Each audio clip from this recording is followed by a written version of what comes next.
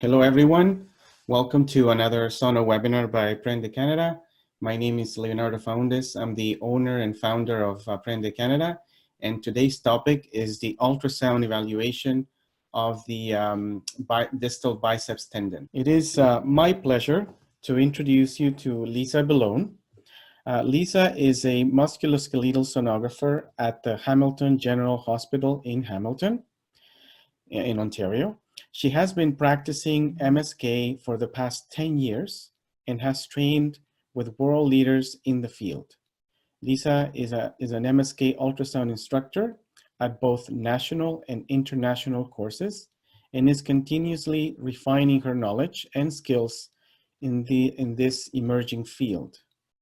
Lisa has a strong interest in MSK ultrasound research and has co-authored several articles and educational exhibits. And thanks so much for having me give this webinar today. Let me just get my PowerPoint up here. Okay, so the objectives of today's webinar are to identify the anatomy of the dual distal biceps tendon insertion. We're going to recognize normal sonographic appearances and discuss imaging techniques, including different windows and dynamic maneuvers that are necessary for proper assessment. We're going to discuss pathologies that affect the distal bicep tendon, and we'll learn how to differentiate between partial and complete tears by utilizing dynamic maneuvers. We'll go through potential pitfalls that you have to avoid in order to avoid misdiagnosis. And we'll discuss the nerves that may be affected by distal bicep tendon pathology. So let's start by taking a look at the anatomy of the biceps muscle. It originates at the level of the shoulder. And can you see my cursor on the screen? Yes, the long head, you can see it, Leo? Yes, perfect. Okay, so the long head originates at the supraglenoid tubercle. The short head originates from the coracoid process. The muscle belly is found in the anterior compartment of the upper arm, and that muscle is going to transition into the distal bicep tendon distally, which inserts onto the radial tuberosity.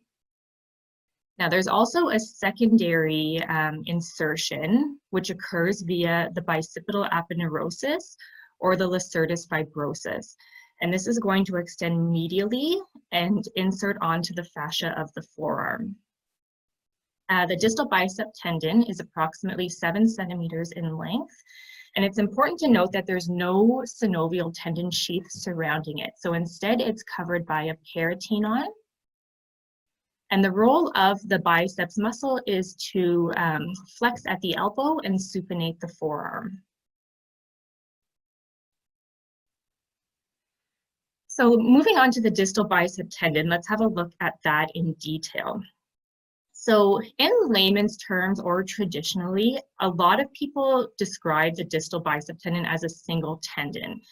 But in fact, when we look at it on cadaveric studies, it's actually shown that there's persistent separation of the two muscle bellies and their respective tendons distally.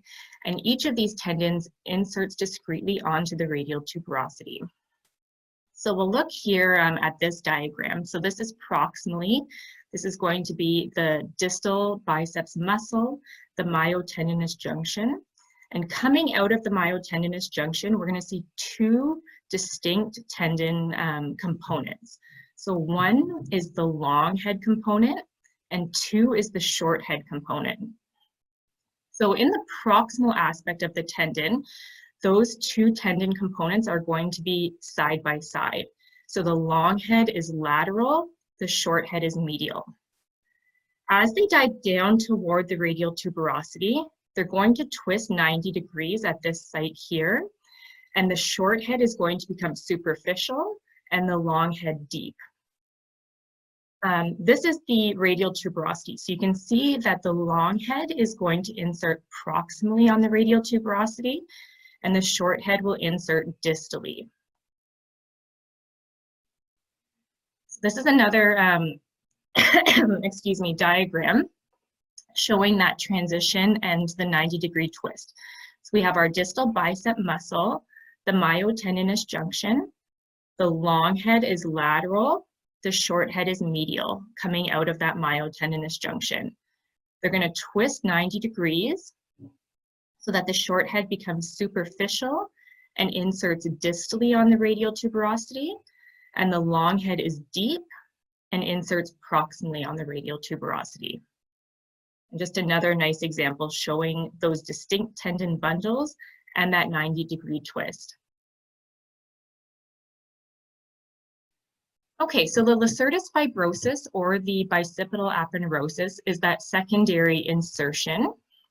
It's a thin fibrous sheet that arises from the superficial fibers of the distal bicep tendon, and it has contributions from both the long head and the short head. That fibrous sheet is going to extend medially, as you can see here, over the brachial artery and the median nerve, and it's going to blend with the fascia of the forearm.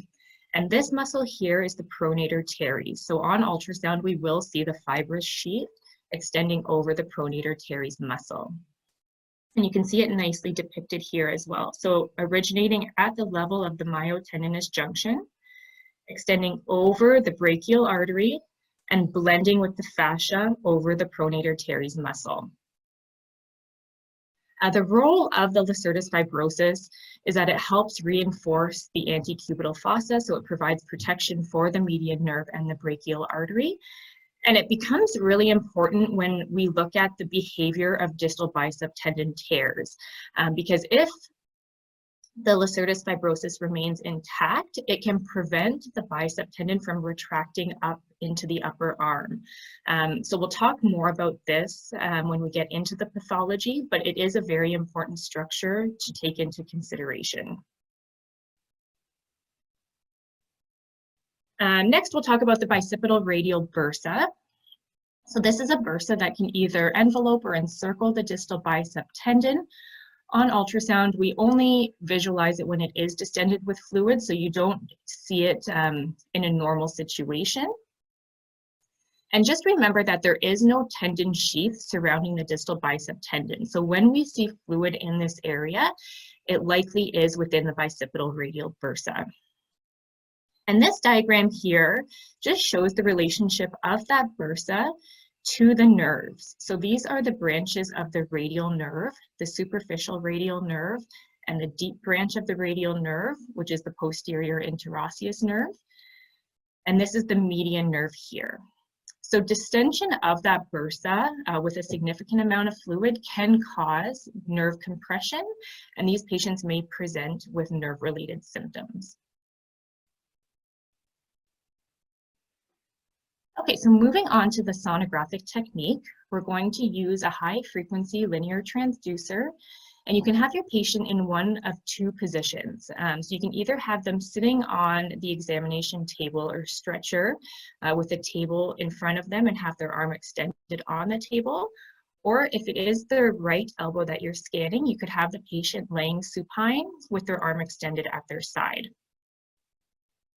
Now with the ultrasound exam, we want to interrogate from the distal biceps muscle through the myotendinous junction all the way to the insertion on the radial tuberosity.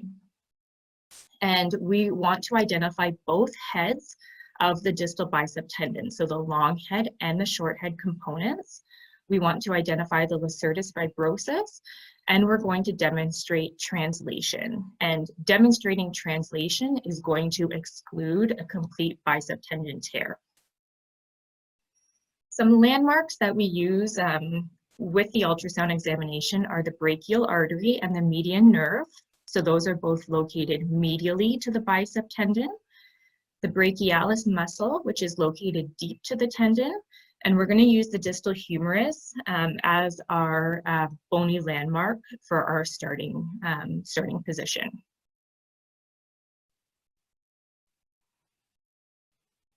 Okay, so for the ultrasound exam protocol, I've broken it down into 3 steps. So in the first step, we're going to do our short axis assessment. So we're going to use an anterior window, a medial window, and we're also going to assess the lacertus fibrosus. In the second step, we're going to evaluate the distal bicep tendon in long axis using an anterior window and medial window. And in our third step, we're going to utilize a lateral or coronal approach, and we are going to use this window to assess for tendon translation. So this is our starting point for the distal bicep tendon examination in short axis.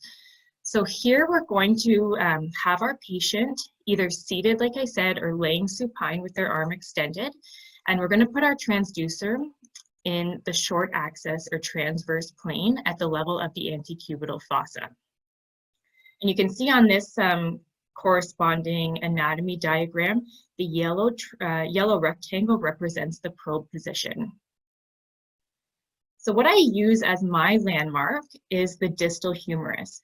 And you want to look for the hypoechoic articular cartilage overlying the distal humerus. This is at the level of the trochlea and capitellum. And you're able to identify this W shape in the bone. From there, we have our distal bicep tendon in short axis, superficial. The short head is medial, the long head is lateral. The brachialis muscle is deep to the tendon. And then moving medially, we have the brachial artery, the median nerve, and the pronator teres muscle. And then looking laterally, this is going to be the plane where the radial nerve runs, and then our brachial radialis muscle. Now, it can sometimes be difficult to discern the short head and the long head from each other. So a tip to better visualize the margins is to toggle the transducer. So you just want to angle the transducer from superior to inferior. And when we do that, we're going to create anisotropy. And with doing so, you can see that you can better delineate those two tendon bundles. And again, you can see here that nice W-shaped pattern in the bone. That's what we're using as our landmark in this position. This is a cine clip. I'm just toggling the transducer back and forth so that you can appreciate those two tendon components, the short head medial, the long head lateral.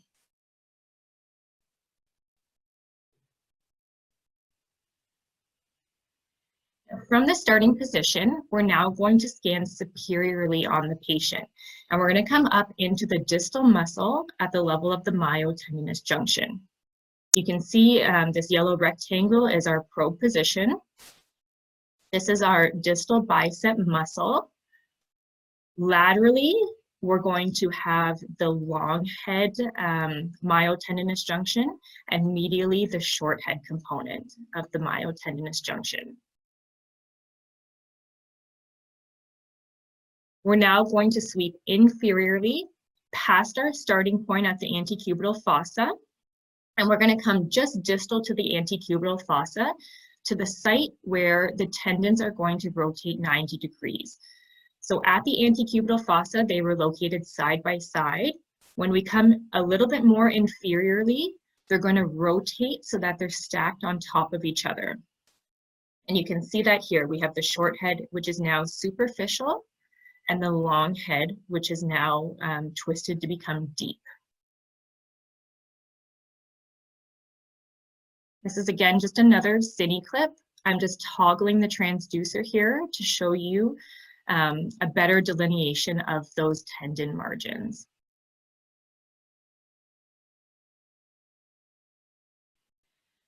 Now, coming inferiorly again, we're going to come to visualize the bicep tendon in short axis at the radial tuberosity.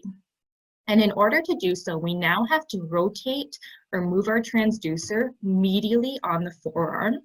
So we're going to move medially and angle the transducer laterally. And this is going to optimize our visualization of the distal portion of the distal bicep tendon. And here you can see the tendon in short axis at the level of the insertion. It's difficult to get this image from an anterior window. So you really have to utilize that medial approach in order to see these distal fibers. Coming back up to the starting point, at the level of the antecubital fossa, we're now going to evaluate or identify the lacertus fibrosus. And in order to optimize this, we're going to slightly rotate the transducer in a clockwise position. So we're still going to see the bicep tendon in short axis, but we will be a little bit oblique.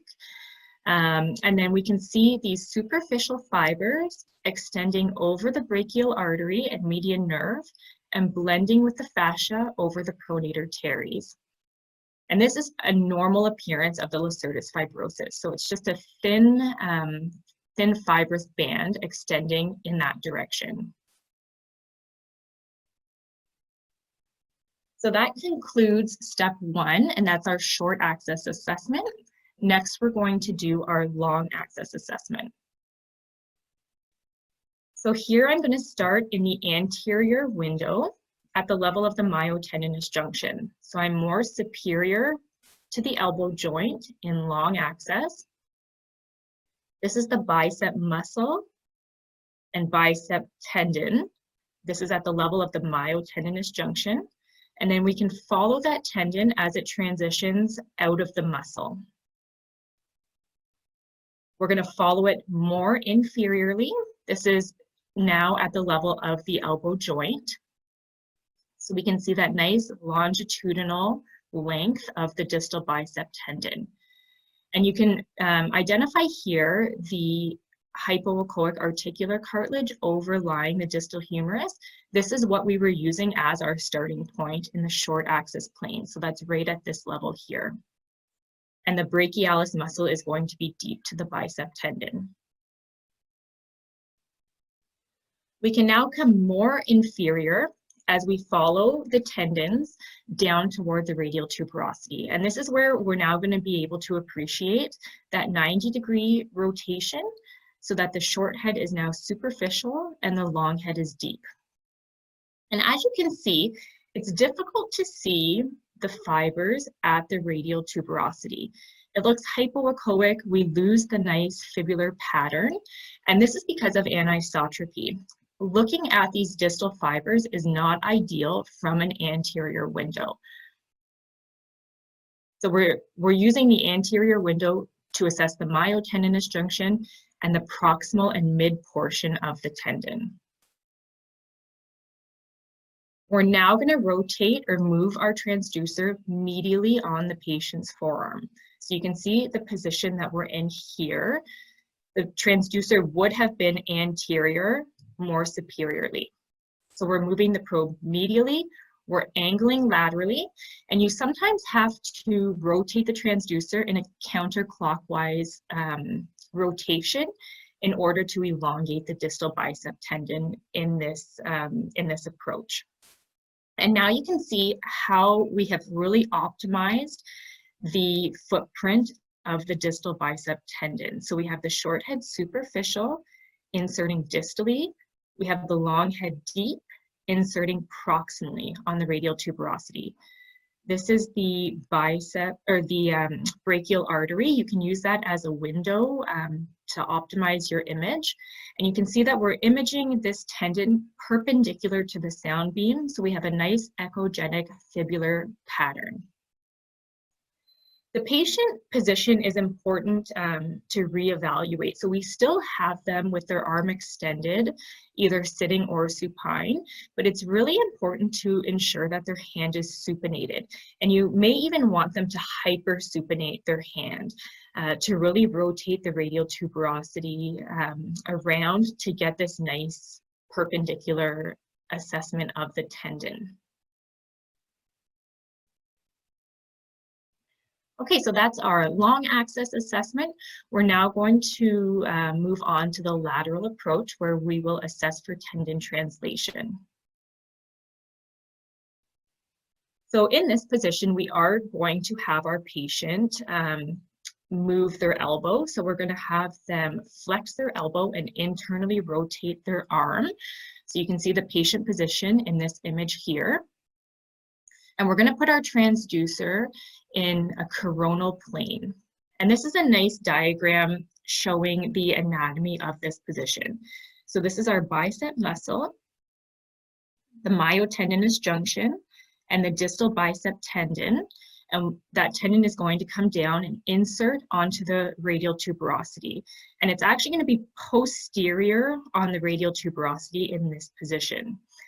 This white rectangle is going to represent the probe position. Deep to that, we have our extensor musculature and the supinator muscle, which wraps around the radius. So this is the corresponding ultrasound image. We have our extensor musculature, the supinator, which wraps around the radius. And here we can see a nice long longitudinal length of the bicep tendon. And it's really important to note that in this lateral approach, we're not visualizing the insertion. We're visualizing a nice length of the mid portion of the tendon. And you can see here on this corresponding MR image that the tendon is inserting posteriorly on the radius. So our transducer would be at this level here. So we're not visualizing any of the tendon that's going to be deep to the bone. And that's okay because we've already done a thorough assessment of those distal fibers from the medial approach. So this is specifically just looking for translation. And in order to do that, what you're going to have your patient do is pronate and supinate their hand. And I usually have them just do it slowly so that you can try and stay on the structures as the patient is moving.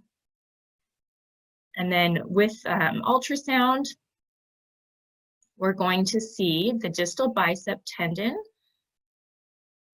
translating at the same degree as the radius. So as the radius turns in, the distal bicep tendon is going to pull down, and as it comes out, we'll see it come back out. Now, in order to find the distal bicep tendon in this position, I use the supinator muscle as my landmark. So if you look for that muscle that's wrapping around the radius, that will help you identify the bicep tendon deep.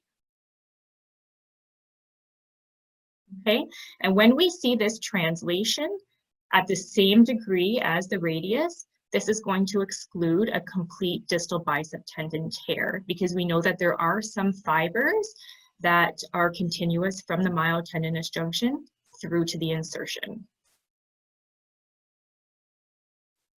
Okay, so in summary, the anterior window is best for evaluating the myotendinous junction and the proximal bicep tendon down to the level where it does that twist and the short head becomes superficial to the long head.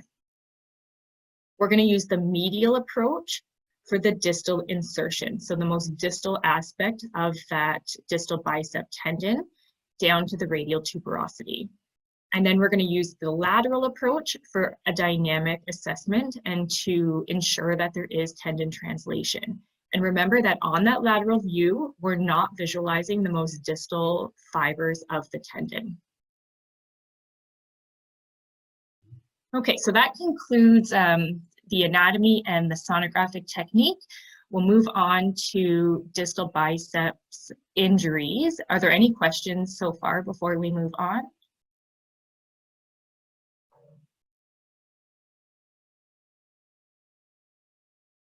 Okay, so as far as pathology goes, we are going to discuss tendinosis, bicipital radial bursitis, and tears. With tears, we'll talk about complete tears or ruptures, and these are broken down into retracted and non-retracted. And then we'll talk about partial thickness tears, which include low grade, high grade, and an isolated short head tear. So tendinosis is a degenerative process in response to chronic overuse. There are no acute inflammatory cells in these tendons, and therefore you do not want to use the term tendinitis since itis indicates inflammation. So this is another misnomer. The correct terminology to use is either tendinosis or tendinopathy. Instead, what we see in tendons affected by this degenerative process is architectural changes in the collagen arrangement and cellular degeneration. And this does predispose tendons to tearing. Clinically, patients with tendinosis can present with persistent anterior elbow pain. There may have been a mild trauma. Usually it's some type of repetitive strain injury. They may have some weakness or tenderness on palpation. On ultrasound, we see tendinosis characterized by hypoechoic thickening with a loss of the fibrillar echo texture of the tendon. We can see hyperemia or neovascularity. We may see cortical irregularities at the footprint, but the important thing is that we are seeing continuity of the tendon from the myotendinous junction to the insertion. So these are some examples of tendinosis of the distal bicep tendon. So here you can see at the level of the footprint, we have hypoechoic thickening and loss of that echogenic fibrillar pattern. Another example here, hypoechoic thickening, loss of the fibrillar echo texture, and we are completely perpendicular to the sound beam, so we know that this is an anisotropy and that it is a true finding. And in this image here, you can see hyperemia or neovascularity. I just want to point out how important it is to utilize the medial window, and this is a really good example as to why. This is an image of the distal bicep tendon from the anterior window. So you can see that this looks hypoechoic. We've lost the fibrillar echo texture, and it would be easy for someone to call tendinosis from this image alone.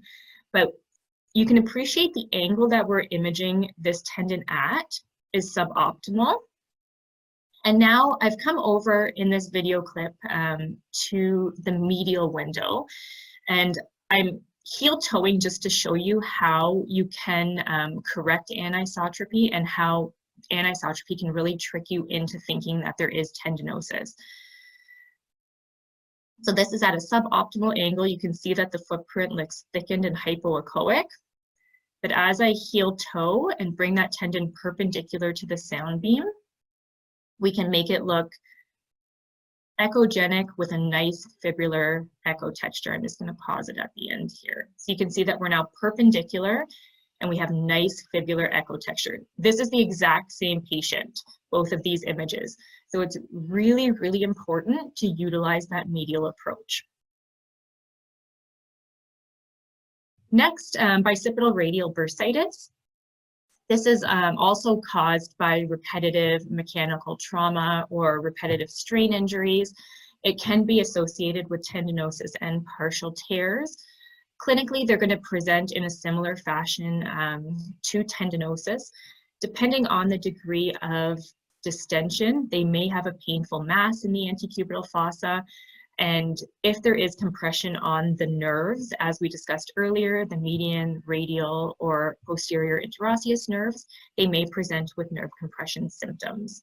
Just something to keep in mind. So these are some examples of bicipital radial bursitis. This is a short axis image of the distal bicep tendon. We have the short head superficial, the long head deep, and you can see this horseshoe pattern of the distended bursa. Similar in this patient here, this is a minimally distended bursa, and in long axis we can see fluid deep to the tendon here. And the main takeaway point with bicipital radial bursa is that you don't want to mistakenly call this tenosynovitis, since there is no tendon sheath involving the distal bicep tendon. It's also nice to see the bicipital radial bursa from the lateral window. So here we have our extensor musculature, the supinator wrapping around the radius.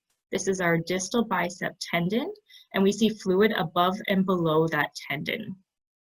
And when we have the patient pronate and supinate their hand, you can see that the tendon translates through that bursal distension.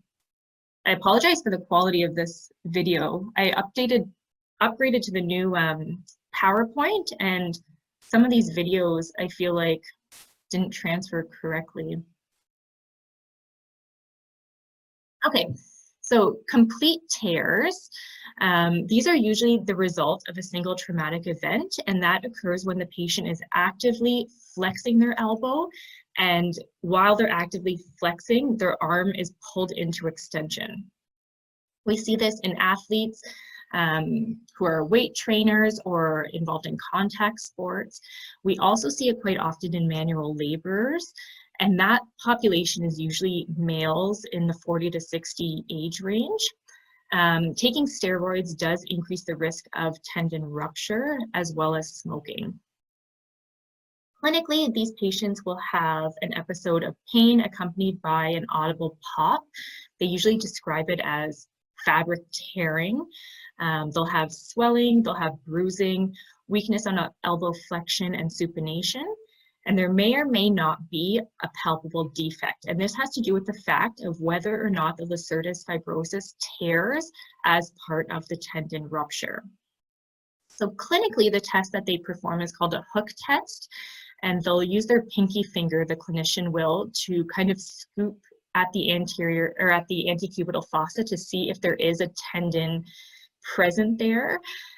And this is usually quite accurate, but in patients that have an intact lacertus fibrosus, they can feel that there is a structure there, and they'll mistakenly think that the bicep tendon may be only partially torn as opposed to completely torn. Okay, so for complete tears, there are two subtypes, retracted and non-retracted. So with a retracted type of distal bicep tendon rupture, the tendon stump is going to be located greater than 8 centimeters proximal to the radial tuberosity. And in this case, the lacertus fibrosus will tear, and that is what allows the proximal retraction. In the non-retracted type of complete bicep tendon tear, the tendon stump will be less than 8 centimeters from the radial tuberosity. And in these cases, the lacertus fibrosus remains intact. And we may actually see it being hypertrophied, so it can get injured as part of the tear, but it still remains intact.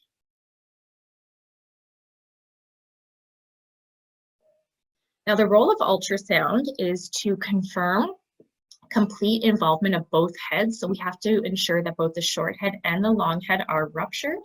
And we need to locate the position of the retracted stump. And we're going to measure from that level down to the radial tuberosity to let the surgeons know the degree of that retraction gap, which will help them with their surgical planning if it is a complete rupture.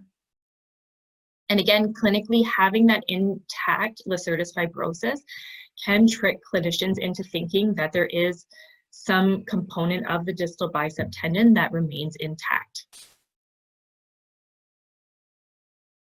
So in general, sonographically, a complete tear, we will see approximately retracted hypertrophied tendon stump.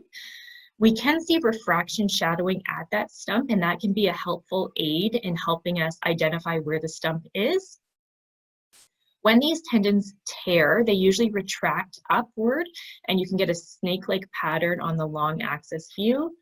We're going to appreciate an absence of tendon fibers at the attachment site, and we can also see peritendinous effusion or hematoma depending on the acuity of the tear.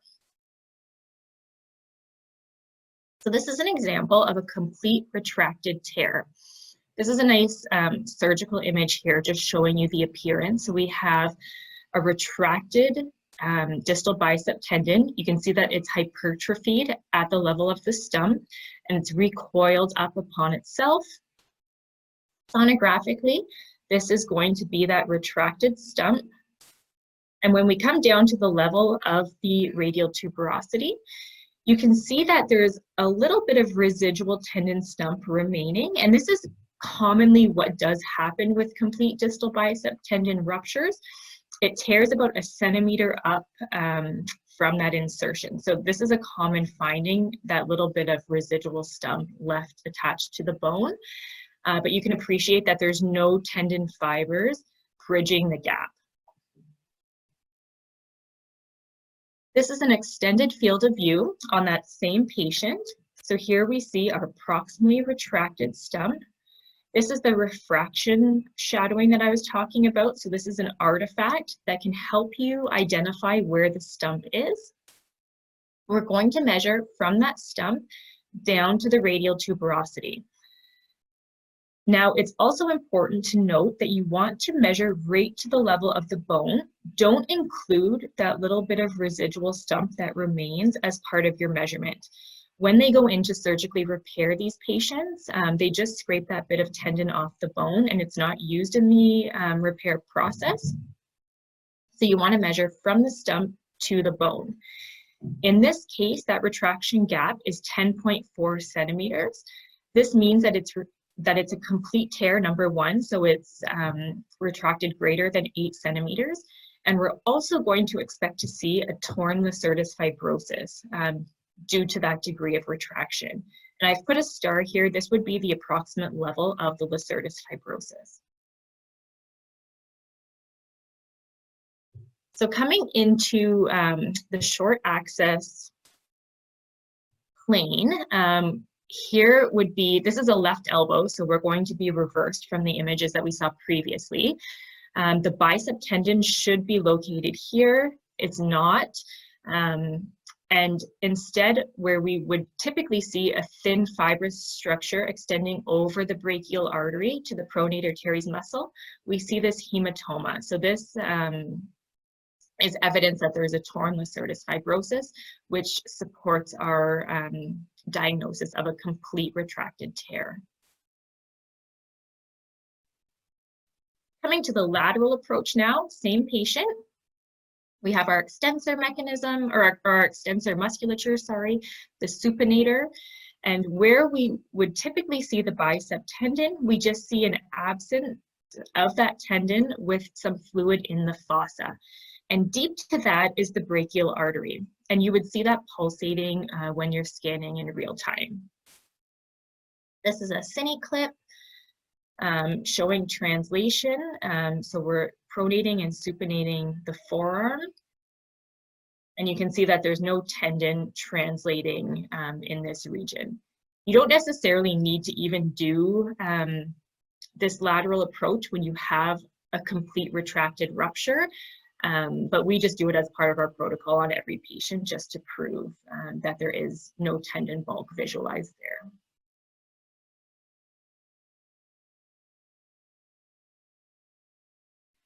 Okay, so the next type of tear that we'll talk about is the complete non-retracted tear. So here in the longitudinal axis, we have a tendon stump. At the level of the radial tuberosity, we have a little bit of tendon stump remaining, and we have hematoma and fluid filling that retraction gap. We're going to measure from that distal stump to the level of the bone at the radial tuberosity. This retraction gap is 5.6 centimeters. So we're less than 8 centimeters. That's why we're calling it a complete non-retracted tear. Coming to the level of lacertus fibrosis, because we're less than 8 centimeters, we are going to expect the lacertus fibrosis to be intact. And what we see in this patient is actually a really thickened or hypertrophied lacertus fibrosis. This is the distal bicep tendon. The lacertus is coming off medially, and you can see how thick it is over the brachial artery and over the pronator teres muscle. And this patient actually came to us from one of our orthopedic surgeons, and they clinically thought that it was a high-grade partial tear because of the hook test. So they did feel something in the antecubital fossa, and this is a good example of them being fooled by the lacertus fibrosis. This is a short axis sweep of that same patient. So this is the distal biceps muscle and myotendinous junction. So I'm going to sweep inferiorly here. So you can see that the tendon coils up, hypertrophies, and then completely ends. I'm going to play it again. I just want you to pay attention to the medial aspect, and you're going to be able to see the lacertus fibrosus come off right here. So it's just a nice video to show that the lacertus is nicely seen when it is abnormal.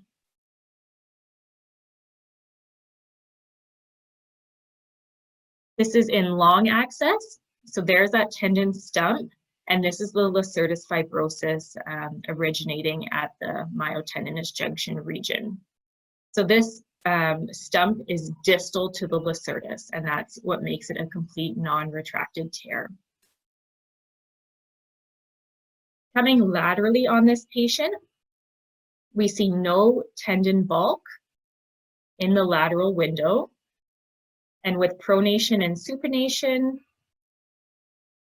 you can see that there's no tendon translating in that region.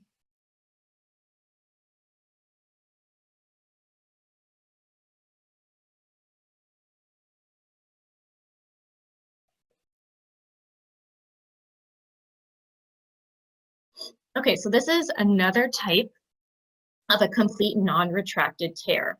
And in this case, the short head and the long head have retracted to different degrees. So the long head, which is the deeper component, has retracted approximately 3 centimeters from the radial tuberosity, whereas the short head, which is the superficial tendon component, has retracted about 4.5. So you can see here the short head, superficial to the long head. And this is that refraction shadowing that we see at the tendon stump. So this is just a nice example that I included just to show that they don't always have to retract together. There can be a difference in the degree of retraction. Those two tendon components may react differently to the tear. Because of that low degree of retraction, we expect to see an intact lacertus fibrosus, which we do. And then coming to the lateral approach, this is a nice example because that tendon was only retracted about 2.5 centimeters, we still see it in this view, whereas the other ones that we've seen have been retracted out of this view. So you see that nice tendon stump here, and with pronation and supination, this is the tendon stump, you can see that it's not translating at the same degree of the radius. And I just want to point out that it's normal to see movement kind of up and down and a little bit of tugging back and forth, and that's just due to the muscles around it moving and the fascia. But what you want to make sure when you're looking for translation is that it's pulling in with the radius and then pulling out as the radius comes back. So this is not moving at the same degree as the radius, and that also supports that this is a complete tear. So this is my last example of a complete non-retracted tear. And this is a barely retracted tear. So this tendon stump comes just barely superior from the level of the radial tuberosity. And this case actually tricked me at first because when I started my exam in short axis, I could see both of those tendon components at the antecubital fossa. I followed them inferiorly to that 90 degree rotation. Here I could see some fluid surroundings that kind of clued me off to thinking that there is some type of pathology going on. This is a short axis sweep. So here are the two tendons in short axis, short head superficial, long head deep. So just watch as I sweep inferiorly toward the radial tuberosity. So we have the tendons and then they're gone right before the insertion.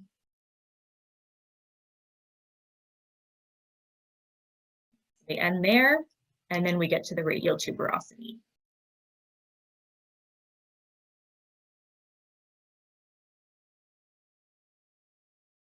Now, in this patient, I don't typically assess for translation from an anterior or medial window, but I did just because the tendon was so close to the radial tuberosity. So here I'm having the patient pronate and supinate, and you can see that that tendon stump is not translating at all as the radius rotates back and forth.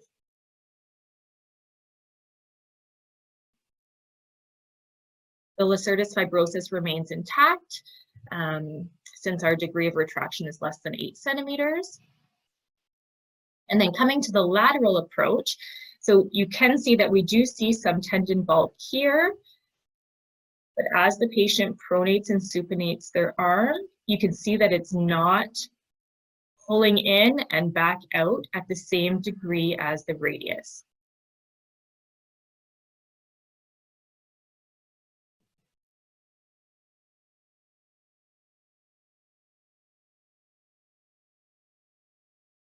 Okay, so that's it for complete tears. Moving on to partial tears. So these can be from an acute traumatic injury, or they can be the result of chronic degenerative changes. So this could be someone who had tendinosis, which is extended or evolved into a partial tear.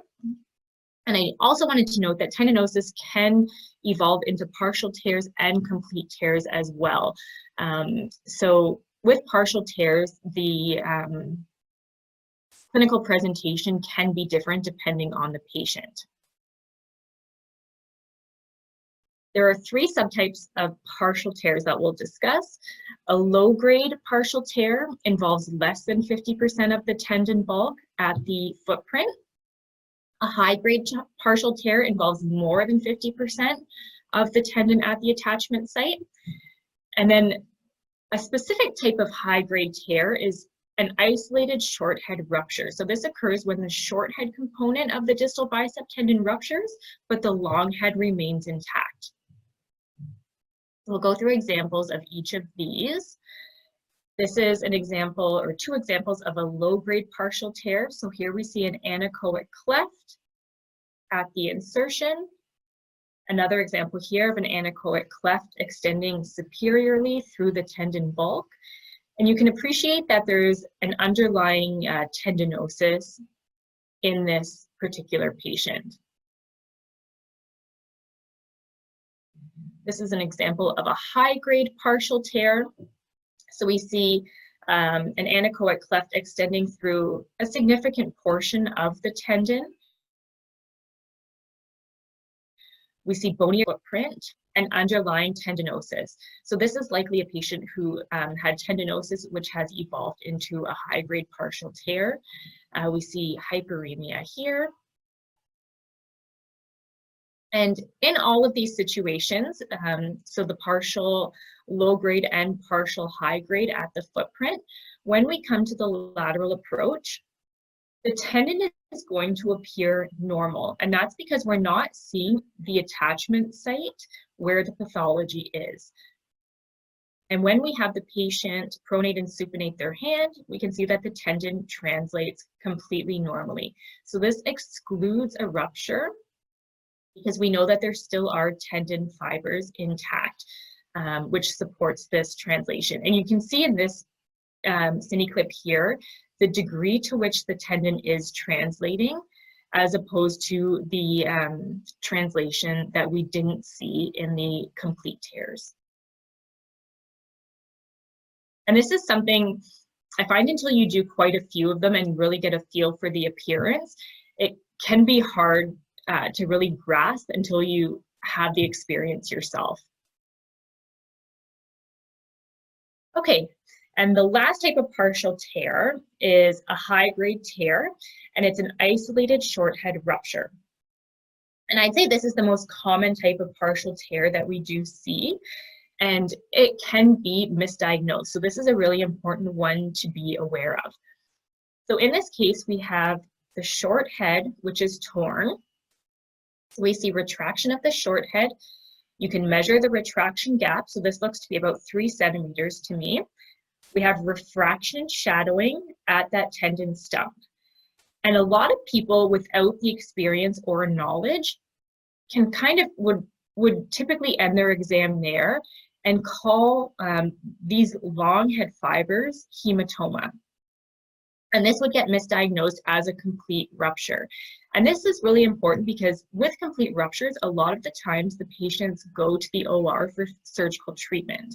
So you don't want to make this mistake and send the patient for surgery that they don't necessarily need. What you can do is utilize the medial approach. And when you come medially, you can see how nice you see those long head fibers. So we can see that there still is tendon bulk extending to the footprint. And when we look where the short head should be, we see associated hematoma. The other finding that supports this is our lateral approach. And I'll just show you this surgical image here first. So this is the short head, which has ruptured and retracted, and this is the long head, which remains intact. Coming to the lateral window, here we do see tendon bulk, and with pronation and supination, we conclude that there is tendon translating at the same degree as the radius. So it's pulling out and back in as we rotate. So this excludes a complete tear. So you want to utilize the medial window to see the insertion and the lateral window for translation. This is a really nice classification chart that I came across. It's from this article in Skeletal Radiology. We don't use this terminology at my institution, but it is just a really nice way to break down all the different types of tears. We have this printed in our MSK ultrasound room, and it's just nice, especially when you're new to doing distal bicep ruptures or tears in general. It's nice just to have all the terminology in front of you and can help you guide your exam for one and help you with your technical impression form so that you're able to get across to the radiologist what your findings are. Treatment of complete bicep tendon tears. Typically, we do surgical treatment, and this is ideally performed within 4 weeks of the injury. These patients do have good clinical outcomes, but it is important to give priority to patients with a possible ruptured bicep.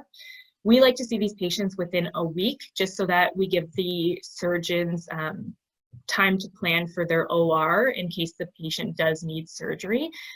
Once you get beyond 4 to 6 weeks, it can make the surgical outcomes less desirable, just because you have muscle atrophy, scar tissue forming. So it is important to see these patients in as short of a time frame as possible. Some patients who are non-athletic or older males typically, they can be treated non-operatively as well, depending on what their outlook is. They will still be able to get flexion power, I guess, with their elbow, but what they'll lose mostly is the supination function. And that would be a discussion that they would have with the orthopedic surgeon as to whether or not they are going to go for surgical treatment or not. The most common type of surgical repair that is utilized is this endo button technique. So what they do is drill into the radius, and then they'll suture the tendon and pull it through and attach it to an endo button on the opposite side of the radius. And this is how it would look once completed. So on ultrasound, we don't often get patients for follow-up distal bicep tendon repair, but you may have someone come through for query re-rupture. And what you want to do in this patient is ensure that you see suture material within the tendon, and that tendon bulk extends all the way to the radial tuberosity. And this would rule out a re-rupture. You don't want to start to comment on heterogeneity of the tendon or possible partial tears. With these post-op ones, it's pretty much all or nothing. So you just want to ensure that there is suture material within the tendon bulk, and that the tendon bulk extends to the level of the radial tuberosity.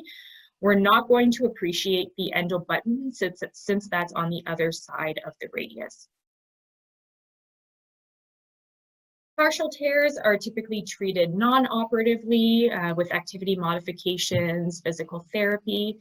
However, if patients do remain symptomatic, they may take them for surgery anyways, especially in young athletic patients. And they would treat them by surgically completing the tear and then repairing the tear as if it were a complete tear to start with. Lastly, I think I'll go through this quickly, 1 minute left. The lateral antebrachial cutaneous nerve is a sensory nerve.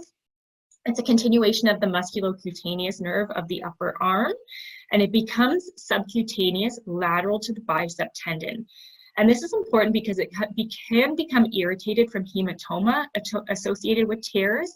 It can also be injured during surgical repair or entrapped in scar tissue after surgery or with chronic tears. And clinically, these patients would present with pain, numbness, tingling in the anterior lateral forearm. So that's where this red shaded area indicates on this diagram. So a normal lateral antebrachial cutaneous nerve is an echogenic honeycomb pattern nerve lateral to the bicep tendon in short axis. So we're just at the level of the antecubital fossa. With bicep tendon tears, when you have fluid tracking up or hematoma, you can get secondary irritation of that nerve. So it'll be enlarged, echogenic, and the patient may or may not be symptomatic with those neurological symptoms. In patients, before I move on, in patients in this situation with an irritated nerve secondary to trauma, it will settle down as that fluid and hematoma resolves. The ones that we have to be on the lookout for are patients who continue to have sensory issues post-op or long after the tendon has healed. So this is an example of a repaired distal bicep tendon. So it's really thick. We see suture material within the tendon. And this is the lateral antebrachial cutaneous nerve. So you can see that it's thickened, echogenic, and this is scar tissue that is entrapping the nerve. And this patient, we actually did a hydrodissection on to free those adhesions up to help treat this patient's symptoms. Okay, so in summary, it's critical to evaluate the distal bicep tendon using multiple approaches. So you want to use the anterior window, medial, and lateral windows. You want to perform your assessment from the myotendinous junction down to the radial tuberosity. The dynamic evaluation is key to excluding a complete tear. Having knowledge of the dual distal tendon insertion explains the type of partial tear where we have an isolated short head rupture. Accurate early diagnosis is crucial for surgical intervention, so do give these patients priority when they're coming through your department. And again, don't mistake bicipital radial bursa or bursitis as tenosynovitis, and be aware of the lateral antebrachial cutaneous nerve. Keys to success: know your anatomy, the short head, the long head. Lacertus fibrosis is really, really important with the behavior of bicep tendon tears. The protocol, as I've said a million times, use your anterior, medial, and lateral windows. And of course, the dynamic assessment laterally. Make sure that the translation is proportional to the rotation of the radius. And that's it. I hope you guys enjoyed the webinar, and I'm happy to answer any questions if anyone has any. Thank you so much, Lisa. That was a wonderful presentation, very clear. I learned a lot because I don't do this type of ultrasound, but yeah. I almost feel like I want to go and do one. It's my favorite exam. I love it. It's challenging and it's a fun exam to do. In the meantime, while people are asking questions, I have one question, and this is more of a, I guess, from an examination point of view. Do you perform these separately or in conjunction with the shoulder, or is there a time when you actually do both the shoulder and look at the distal biceps? Yeah, that's a great question. When they come to us specifically for distal bicep tendon rupture, we'll do a limited exam as I've described. However, if they questioned that and it was negative, so if it was completely normal, I would go up to the shoulder to assess the long head and the short head at the shoulder. Sometimes with a long head rupture at the level of the shoulder, you can get that Popeye sign where the muscle retracts down the forearm. So sometimes, especially if they come from a family doctor, they may just have the diagnosis mixed up. Whereas when they come from ortho, you're more convinced that they are more confident in what the diagnosis is, I guess. Right. But yeah, it kind of depends. I definitely would expand my exam depending on what my findings are. Okay, it's good that there is that flexibility to expand it. Right, thank you.